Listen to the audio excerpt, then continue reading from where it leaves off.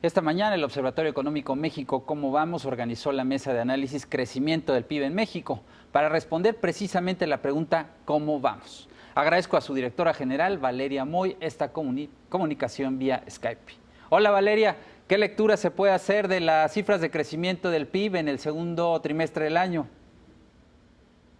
Mira, el dato de PIB que se anunció hoy va muy en línea con lo que se había pronosticado, con lo que el mismo INEGI nos anunció hace aproximadamente 20 días, que en ese entonces se estimaba un crecimiento de 1.4, el dato que se da hoy es 1.5, es ligeramente mejor al anticipado y en realidad de lo que nos habla es de un segundo trimestre que fue bastante malo. Tuvimos dentro de esos meses, abril fue un mes particularmente malo, mayo se corrigió un poquito, pero no lo suficiente como para contrarrestar los datos que se dieron en abril.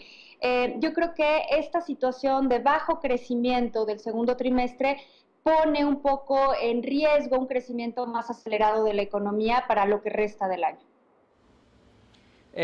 ¿Cuáles son los últimos datos del semáforo económico de México ¿Cómo vamos? ¿Y qué reflejan? Mira, en México, ¿cómo vamos? Como sabes, le damos seguimiento a varios indicadores del país.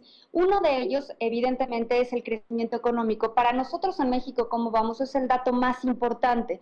Pero algo que es bien importante es que si bien es el dato al que más seguimiento le damos, está en función de todos los demás. Entonces, tenemos indicadores que van bien y tenemos indicadores que no van tan bien. Uno de los que nos preocupan es la creación de empleo formal. Nosotros no le damos seguimiento a la tasa de desempleo porque a pesar de que podemos tener una tasa de desempleo baja como la tenemos hoy en día, que está alrededor de 3.9 de acuerdo a los últimos datos que nos presentó el INEGI, la creación de empleo formal es la que nos importa. Y nos importa la creación de empleo formal porque es es el empleo que es más productivo, el que genera más actividad económica, el que paga impuestos, el que da prestaciones, el que permite un desarrollo sostenido mucho más equilibrado. Y en ese sentido, si bien la actual administración ha publicitado mucho la creación de 2 millones de empleos, vale la pena mencionar que únicamente para darle cabida a la dinámica poblacional del país se tendrían que crear 1.2 millones de empleos al año.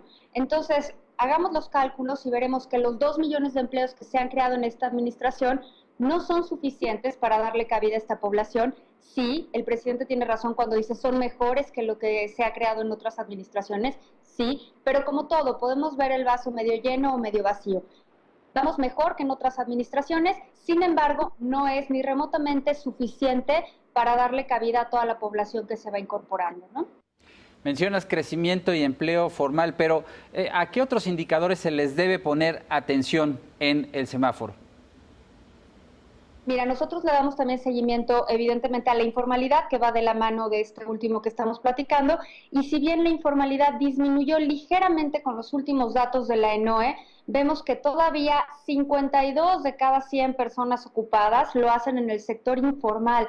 A mí eso me parece que es un dato impresionantemente alto, y ahí ni siquiera estamos contando la población agropecuaria, que normalmente tiene un grado de informalidad mayor. Entonces, si ampliamos la tasa de informalidad para incluir este sector, la informalidad se vuelve todavía mayor. Me parece que ese es un tema, nosotros en México, cómo vamos, le damos seguimiento y en ese sentido este semáforo está en rojo. Mejoró un poquito en relación al dato previo, pero de todas maneras sigue siendo un dato alto.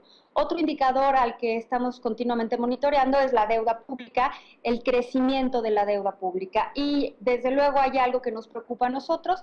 Normalmente la meta que nosotros establecemos es que la deuda no debería de crecer más rápido de lo que crece el PIB, ¿no? En términos corrientes, en términos nominales. Y vemos que la deuda está creciendo sustancialmente más de lo que está creciendo el PIB.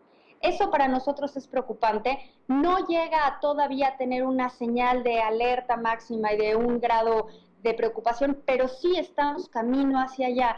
Yo sé que el gobierno nos ha dicho en repetidas ocasiones que no tenemos por qué preocuparnos, que las finanzas públicas están bajo control. Sin embargo, a mí sí hay conceptos que aquí me preocupan. Por un lado, vemos que el gasto público es el mayor de la historia, la recaudación es de las más altas que hemos tenido y de todas maneras aumenta la deuda. Entonces, lo que no entiendo es cómo está esta relación. Nos estamos recaudando más, el gobierno nos anuncia recortes, pero de todas maneras tenemos el gasto público más alto. Y aquí hay un tema de finanzas públicas que me preocupa a mí en lo personal y a México cómo vamos. Considerando que tenemos el gasto público corriente más alto de la historia, recortes o no recortes, pero la inversión pública más baja desde el año 39. Y eso para mí es preocupante. Es decir, el gasto del gobierno se está yendo a gasto corriente, no a inversión productiva, que es a donde se tendría que ir. Así es. Valeria Moy, muchas gracias. Al contrario, gracias a ustedes.